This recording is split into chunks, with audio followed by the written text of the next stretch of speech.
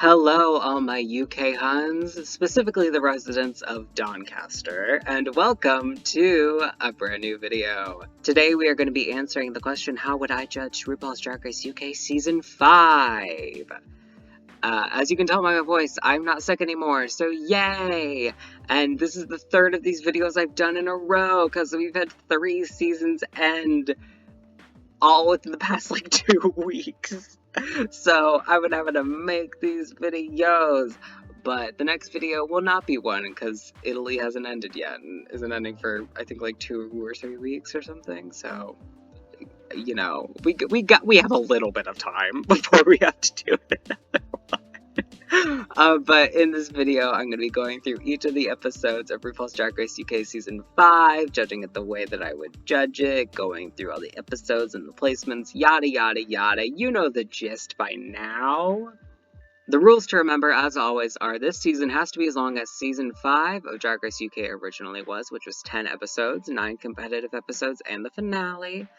And the performances in the challenges need to be based off of how well someone did or how people would predict they would do. So I'm not just going to put somebody in the top when they were in the bottom or vice versa.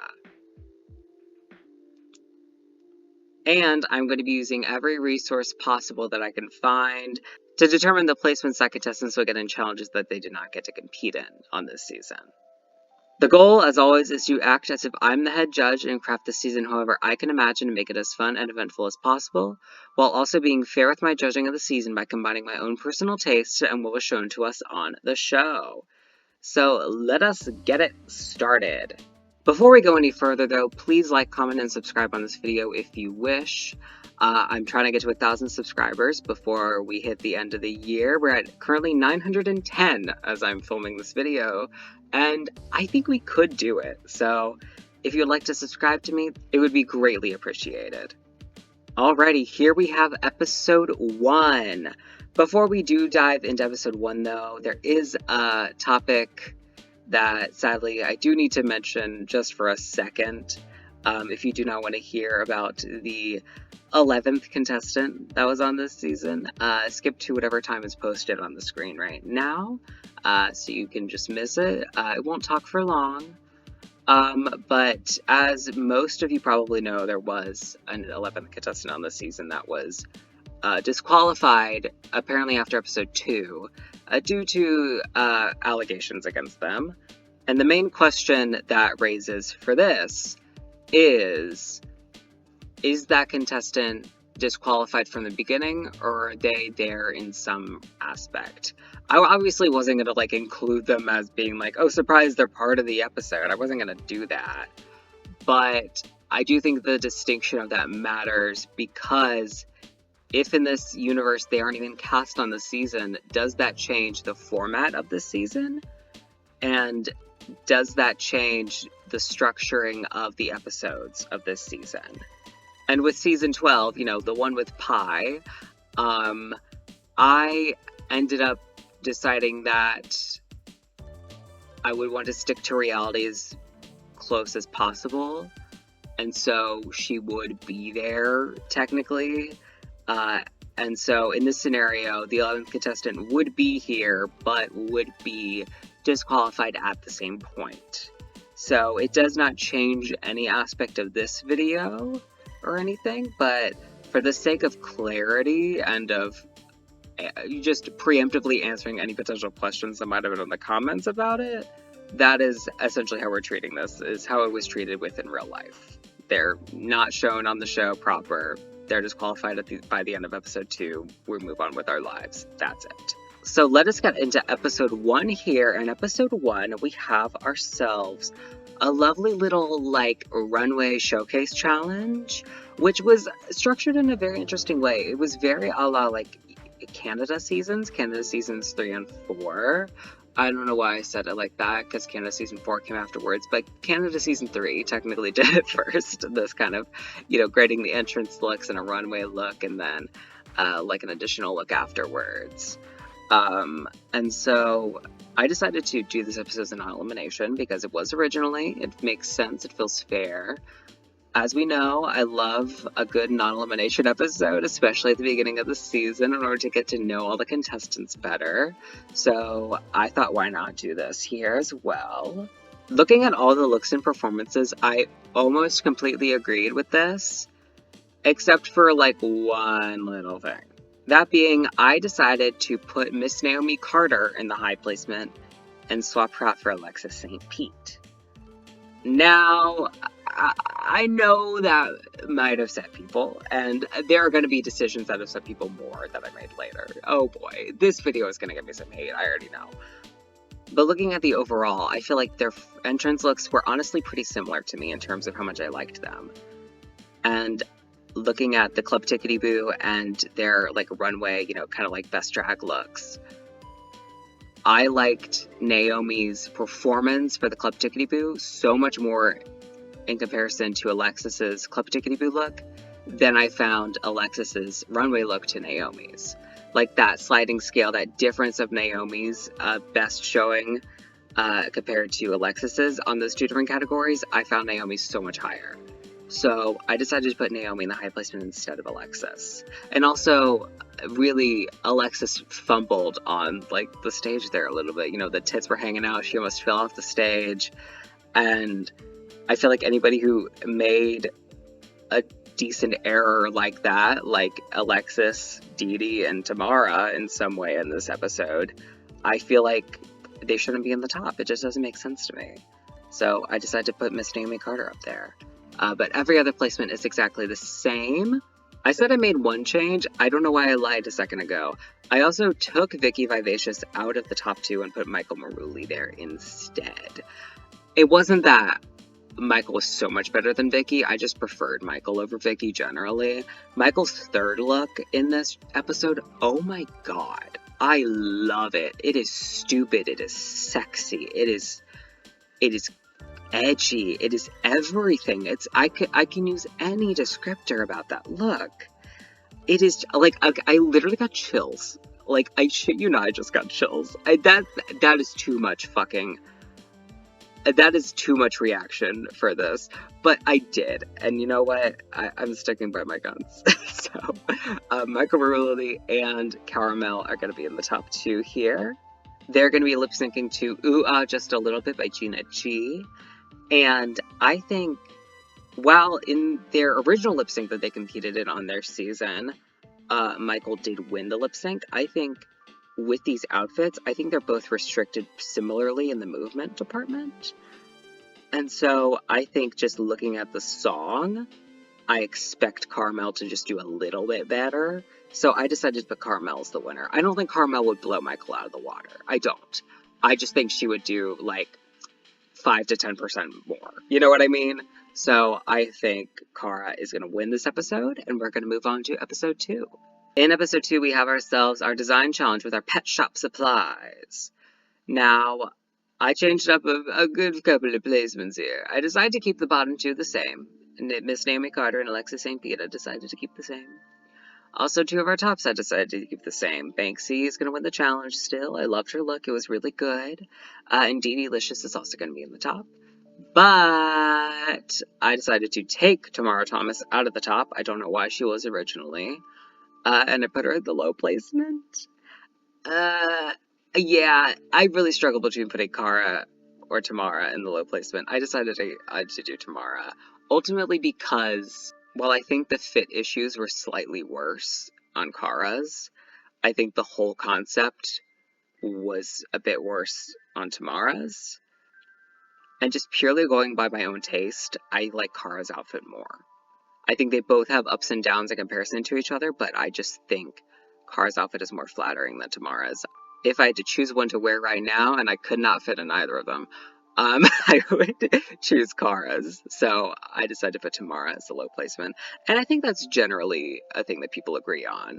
I think the main thing is that people don't think Alexis St. Pete should have been in the bottom, and it should have been like Naomi, Tamara, and Cara, but I think Alexis should have been in the bottom for this. It was a net. It was a net. Was it a great net? Yes, but it was a net and no undergarment. I really thought it was a great concept, and there were great pieces that were a part of it, but it just felt like, all of the details should have been more, you know? Like, I wish there was more going on with the net. I wish there was, like a bodysuit or an undergarments under the net. I wish there was something mimicking water in the fish tank. I wish that the veil was bigger, you know? I have so many more I wishes with Alexis St. Pete's look than I do with Tamara's and Kara's. Not Naomi's, but with Tamara's and Kara's. Yeah, I decided to keep her in the bottom too, because I agreed with it. Now that we've taken Tamara out of the top and put her in the low, we do have to choose one of our original safes to place high here, and I decided to do Kate Butch. I really liked Kate's look. It was very interesting to me. I thought the fit worked well for her. I think the paneling was a little bit iffy, but it didn't bother me that much. I was appreciative of using the cheetah print and going with the animal theme, fully leaning into that, which only a handful of people actually did here. So I really respect that. And also just generally the fit and the vibe for her, like, it really worked out well for me. The main other person I was considering was Michael Maruli, and I almost put Michael in the high placement, but ultimately at the end of the day, I prefer Kate's. But again, it's just like a little bit more that I prefer Kate's, so I decided to put her in the high placement. They're going to be lip syncing to Hot in It by Tiesto and Charlie XCX. And originally, Miss Naomi Carter won this lip sync. I don't see why she wouldn't here. So she is still going to win the lip sync, and Alexis St. Pete is going to go home here in episode 2. And we're going to be moving on to episode 3. In episode 3, we have ourselves the Girl Groups Challenge, and this one is also a non-elimination as it was originally. To explain my reasoning of why I kept this a non-elimination episode, I am going to have to mention the 11th contestant again, so please skip to whatever time is on the screen here if you do not want to listen to me talk about him. But I think since that contestant was disqualified between episodes 2 and 3, that is essentially confirmed at this point as far as I'm aware, I do think that this episode was partially made as a non-elimination to kind of be like a pick-me-up, you know what I mean? I think this episode could have been an elimination and probably would have been an elimination episode if everything just like ran as it should have, like ran smoothly as it was intended to. But I think due to the fact that a contestant left in an unexpected way, and as well as the gravity and like the reasoning for which the contestant left here, I think this episode was changed into a non-elimination episode for those reasons. Due to Alexa still being the one to go home in the prior episode, I don't see why the contestants wouldn't split up into the exact same groups as they did originally. And in this scenario, because everything has still gone about the same, I assume Miss Naomi Carter still would be injured, and would, require, the couch choreo. Now, honestly, I had a hard time determining which group I think did better. I think a lot of people feel like our group here that I ended up choosing as the winners, Kara's group here, did better, and I can see why people would think that. But part of me really feels like the other group served it. I mean, Banksy's verse, Ginger Johnson's verse, amazing. Kate did a great job, honestly, in the performance. And Miss Naomi Carter served about as hard as she could in the state that she had to do it in. So, I think they did great, and I feel like there was issues with the winning group here, in a sense. Vicky Vivacious did not serve it for me. She did not. It did not look like she even knew her words, and she did not perform with the energy that the rest of her group was performing with. And I kind of have some of the same critique for Michael as well. Ultimately, what fits the girl group question the best? This is a 90s inspired girl group challenge. And so I think looking at that, Kara's group fit the brief better. But if I have to go back and watch one of these performances, I think I'm choosing fucking Kate's group. You know what I mean? I don't know, it's hard for me. I ended up settling on this and just choosing to keep it so that I wouldn't fuck with it anymore. So that's why it's like this. I'm realizing now that I made a mistake in this. Tamara Thomas should be listed as top 2. I'm just gonna scratch that here in the edit real quick. Um, because I do think that Tamara and Cara did the best in this challenge. They definitely did the best out of their group. Everyone else in their group is high and everyone else is safe. The top 2 of Carmel and Tamara Thomas are going to lip sync to Remember by Becky Hill and David Guetta. And I think Cara would win this as well. So Cara is going to have 2 wins by episode 3, and both of them are wins from lip syncs for the win. So I think this would be a very interesting storyline going on here. That Cara, who came in as somebody who you should be afraid for in a lip sync, was able to show off the lip syncing skills in 2 lip syncs by episode 3, but those both be for wins.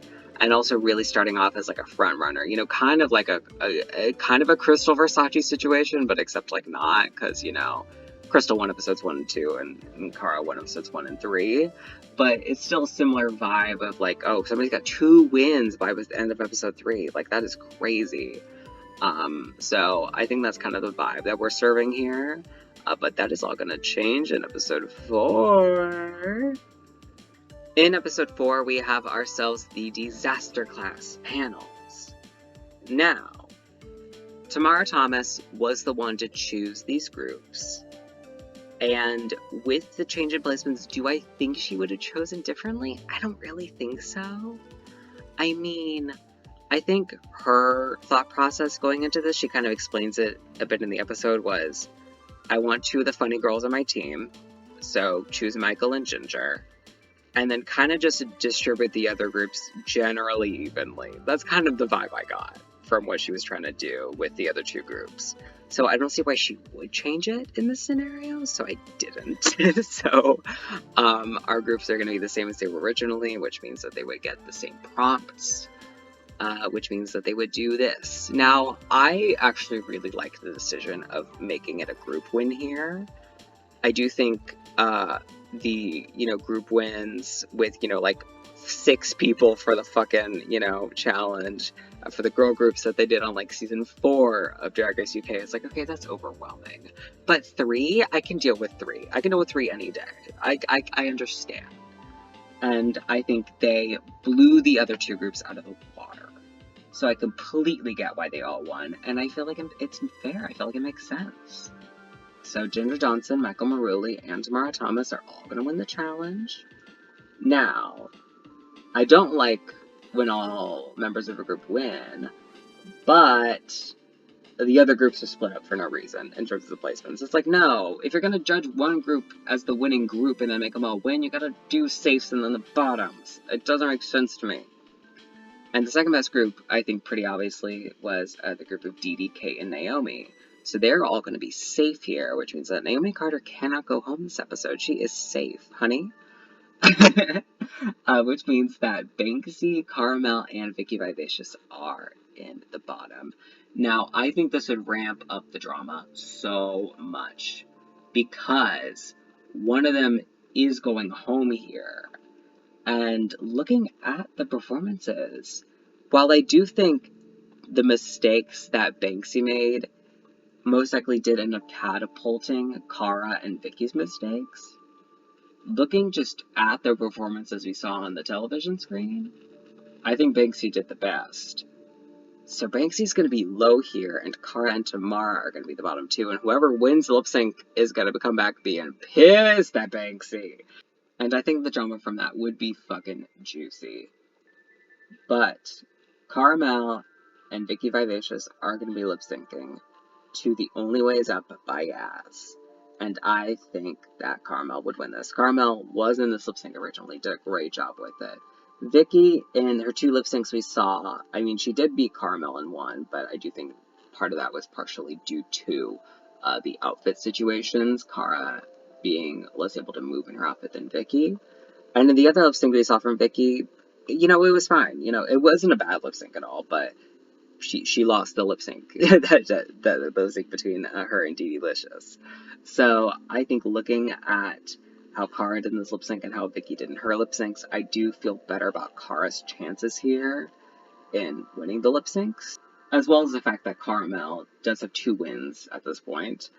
and Vicky has none, so I think it just makes more sense to say that Carmel wins here and Vicky Vivacious is going to leave a couple of episodes before she originally would have. So we got some shaking up business going on here. And we're going to move on to episode 5. In episode 5, we have the Panto Rusical, which was a great episode, I must say. Oh my god, I loved it. It was amazing. Now, here we have Miss Naomi Carter instead of Vicky Vivacious. So we have to play the game. Which part would Miss Naomi Carter have? It's a new game show that's going to run for about a minute. So Vicky Vivacious was the milkmaid. And I think there is a chance that Miss Naomi Carter could be the milkmaid. I don't see why she absolutely wouldn't be. But in this timeline, Naomi is injured. So I think the best way to determine which roles that Miss Naomi Carter would not do is to look at the roles that are more choreo-based and seeing which ones and eliminating and kind of coming down to like a couple that seem reasonable. Now, I don't think she would end up being one of the girls from Stairs. Because they literally are like pop divas. And while she kind of does, like, she absolutely gets that she's named after Beyonce, the Carter part, like, I don't think she'd want to do it because of the injury. So that leads me to believe that she would not do the role for Twink, Dick, or probably the milkmaid. There's still a chance because we do see in the episode that the contestants are able to adapt and mess with the choreo in order to make it more suitable to their skills and what their like abilities. So I do think there's still a chance it could be the milkmaid, but probably not. So that leaves the Panto Dame role, the villain, and the back end of the cow. So looking at those, it very much seemed like Ginger, Dee Dee, and Banksy were all kind of dead set on getting those roles. Now, do I think that any of them could have given up their roles in order to, accommodate for Miss Naomi Carter? I do think there's a chance, yes. I don't think Dee Dee would. Not saying Dee Dee's selfish or anything, that sounded shady. I just don't think Dee Dee would end up giving up the role. And I also just don't think that Miss Naomi Carter would want to be the Panto Dame. But I do think Ginger Johnson might say, take the cow, I'll be the milkmaid. I think there is a chance that happens.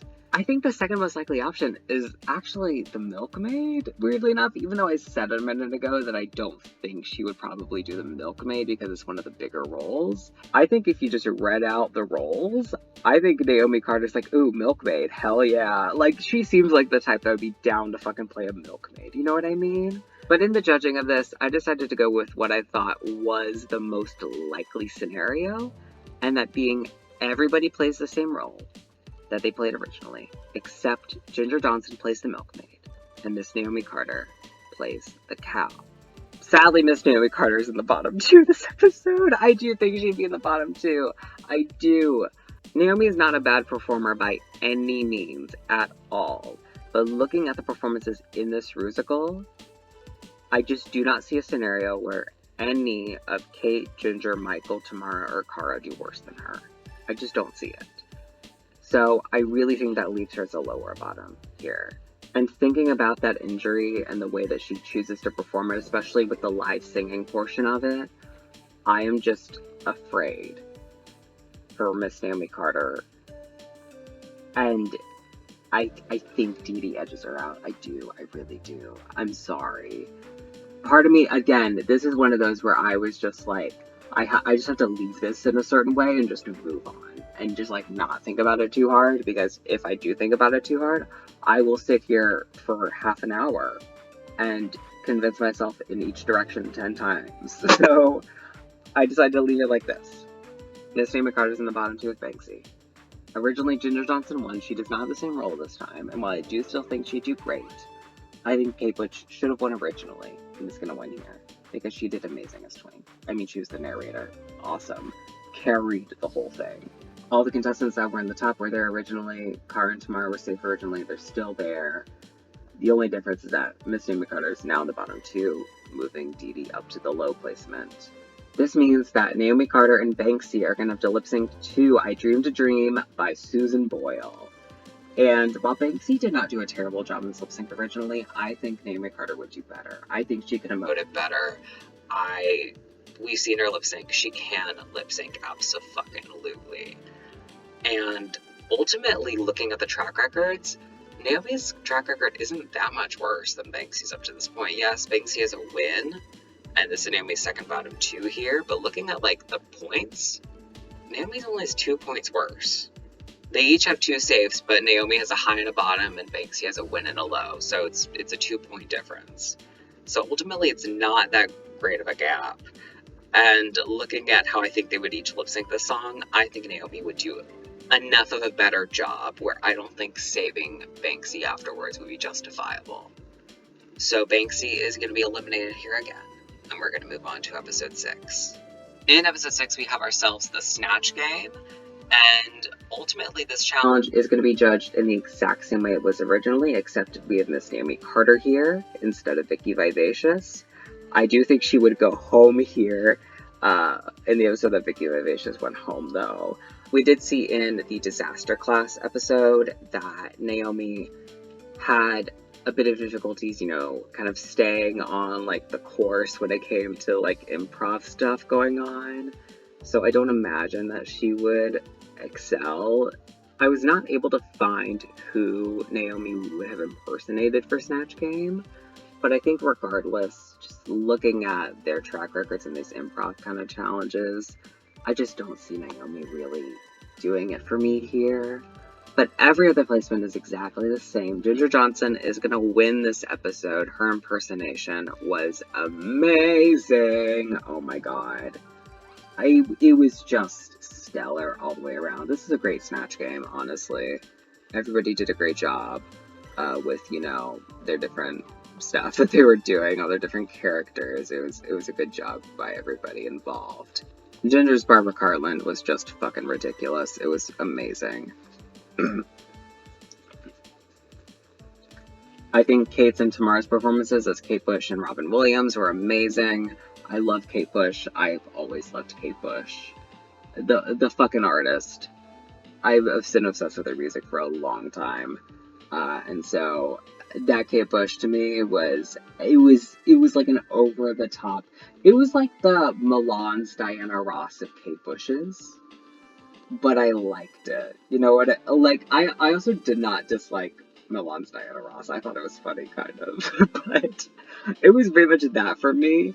But I think Kate Bush really just kind of edged it out a little bit more. But I think Kate Bush's kind of way of doing that really just, like, it was so out of whack that it turned itself into so much of a parody that it felt good to laugh at.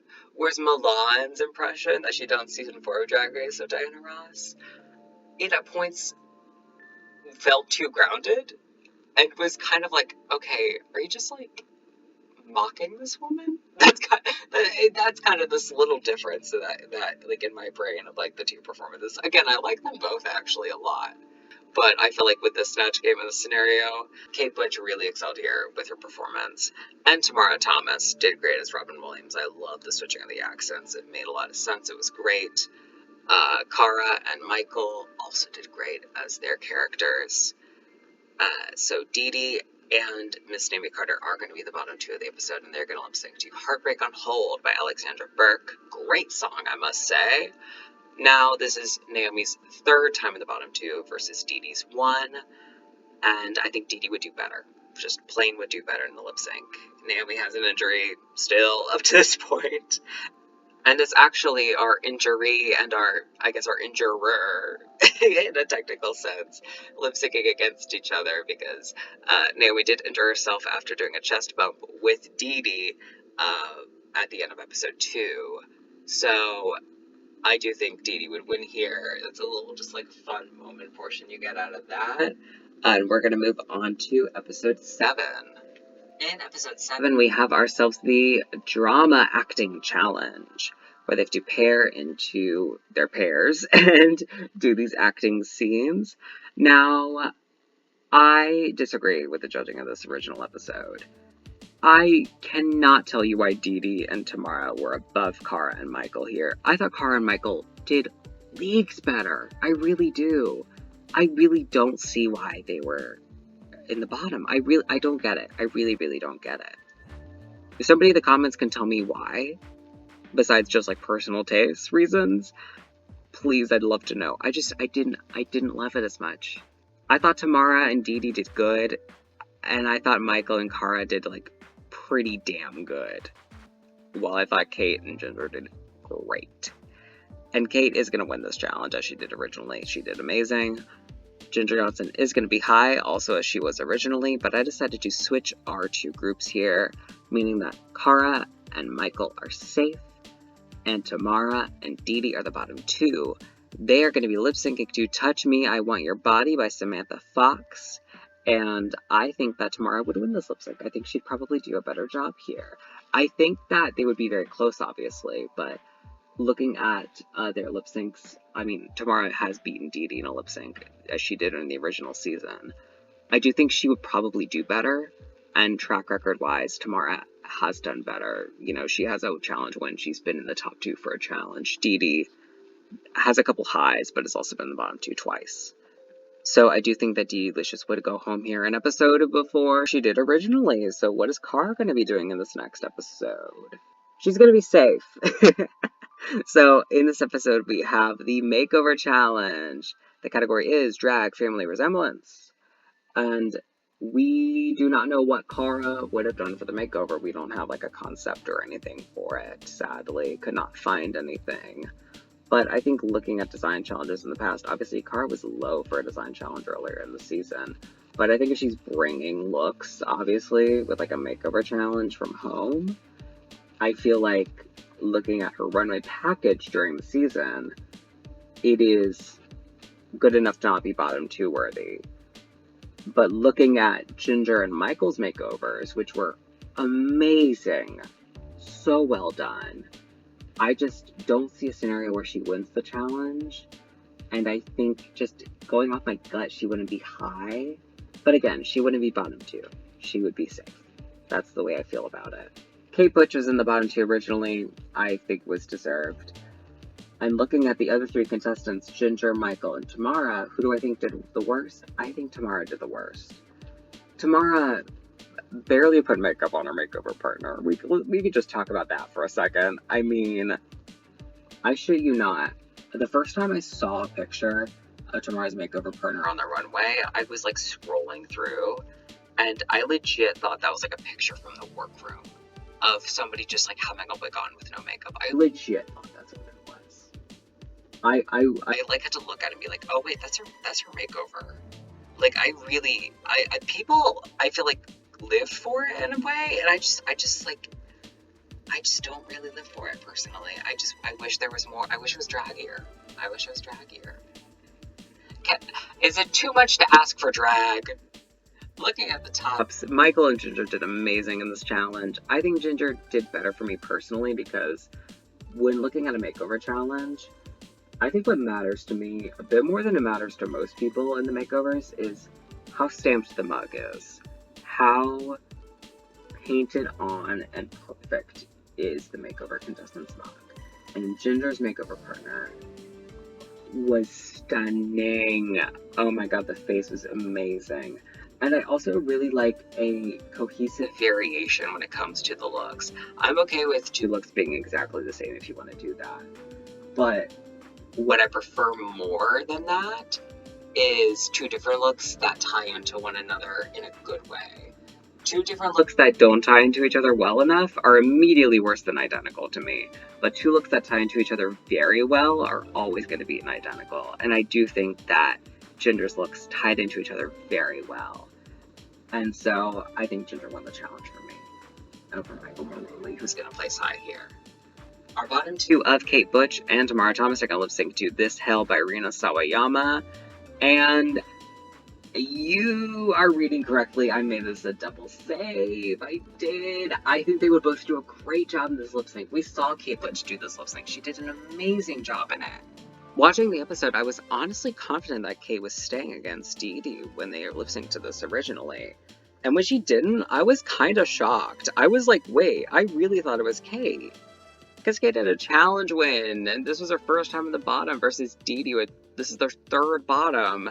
And, like, they both did pretty similar levels of awesome in the lip sync. Like, I could see why anybody would prefer one over the other. They were so close to me. So I was like, why not save Kate? Literally, why not? If they're so close in the lip sync, if they're dead even in the lip sync, and Kate has more potential to go further in the competition, why not choose Kate? That doesn't make sense to me. Looking at this here, I'm fulfilling that kind of fantasy for myself, essentially. Whereas I think that Tamara would do a very similar level of a great fucking job that Dee Dee and Kate did. And I think eliminating either of them here would be a lost opportunity to see what they could do further on in this competition. And considering that we have another elimination episode, we can get down to 4 before the finale still. Why not let them all go through and just have a roast with 5 people? Why not? We already have 2 non-elimination episodes. Let's make it 3. Why not? And also, it helps, I feel like, balance out the feeling of the non-eliminations. Because literally starting off the first 3 episodes of the season with 2 non-eliminations in the same format of non-elimination definitely is like, okay, we're starting off a bit slower. But then you just kind of like ramp it up and get to the end with 3, and that kind of felt a little bit weird to me. And so I feel like doing a non-elimination here, episode 8, we've had a solid 5 episodes with eliminations in a row. Why not do another non-elimination in there? Bookend the season in a way almost, you know what I mean? But anyways, we're going to move on to episode 9. In episode 9, we have ourselves the Roast Challenge. Now, Cara and Kate were not here originally. So the question is, how would they do? I think Kate would do amazing. I think she would be easily not in the bottom 2. Could she win? Yeah, maybe. Could she be in the safe? Yeah, maybe. I ultimately chose to put her as the high placement because Michael throwing away the cards and going out and doing it the way that she did, I think really kind of sold her fucking win from the very jump. She did amazing in the challenge. And Ginger had a little bit of technical difficulties with the cards and a slight over-reliance on the cards in order to get the jokes out, even though the jokes were fucking stellar and amazing.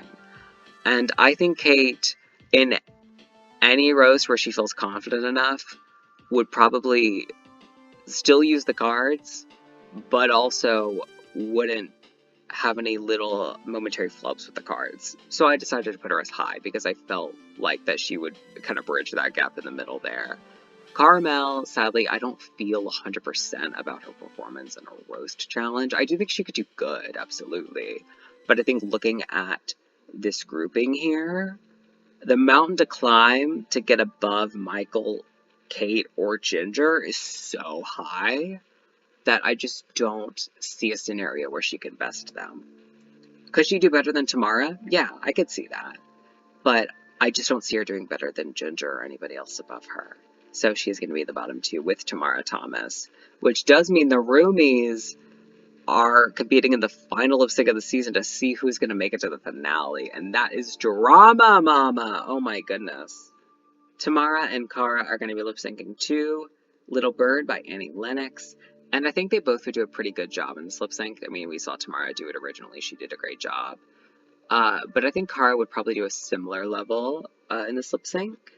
Sadly, we do not know what Kate Butch or Caramel would have worn on the runway for this episode, so I cannot say whether Cara might have potentially had an outfit that would fuck up her lip sync or whatever, or an outfit that would greatly help it, I just decided to go with my gut and who I think would do better and who has a better track record, and all of that in my brain points to Caramel. So Caramel is going to stay here, and Tamara Thomas is going to be eliminated, and we're going to be in the finale. Now, I spent a lot of time thinking about this finale, because ultimately, I'd be happy with any of them winning. They all feel like winners. They all did great in the competition. They all have their highs and their lows. And I ultimately decided to go with Michael Maruli because even though Michael does not have the best track record here, it actually goes to Ginger. Michael is only 0.5 points behind. Let's start there. Literally the only difference in the track records is Ginger has a win where Michael is a top 2. Even though Michael loses a lip sync, as I just mentioned in this season, I ended up wanting to choose Michael mainly because Michael just feels like the overall package. You know what I mean? Like, yes, Ginger is also an overall package. She excelled at every single thing that was presented on Drag Race. And Kate and Cara excelled at the vast majority of things they were expected to show on Drag Race. Michael really served it with the runway looks every week. Every single runway was a good runway. There was never a runway from Michael that I was like, no, I don't like it. I did not have that feeling. The bitch can sing, she can perform, she can do all of these different things. And I think looking at a winner for Drag Race UK, Michael, while he does fit into kind of that kind of like camp, classic UK style performance when it comes to UK drag, Michael also really fits into a kind of gender bendy, high fashion, edgy look that is very interesting as well. And we get to see that in the finale performances, which we got to see Michael and Ginger do this. We did not get to see Cara and Kate do this.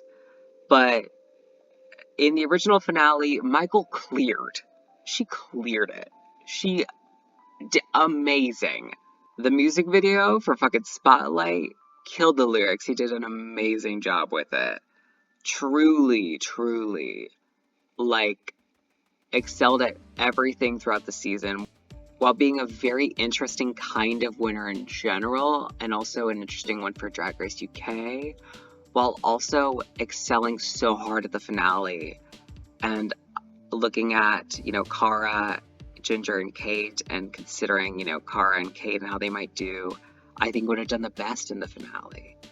So I'm giving the win to Michael Maruli. And that's it. That's all I gotta say. Here are the track records for this season. The top 2s are worth 4.5 points. The wins are worth 5. Highs are 4, saves are 3, lows are 2s, bottom 2s are 1s, and eliminations are 0. Caramel has a very interesting fucking like symmetrical kind of track record with the 2 wins, the 2 bottom 2s, and the 5 saves. Also 5 saves is half the episodes. It's very interesting the way that ended up shaking out here. And as you can see, as I mentioned earlier, we got 3 saves for Michael and 3 saves for Ginger, 3 highs for each of them as well, and then the 3 wins for Ginger and the 2 wins and the top 2 for Michael. It is so close, that scenario. It is insane to me.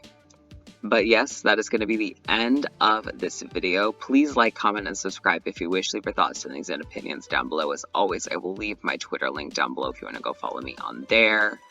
Thank you all so much for watching, and as always, take care. Bye-bye.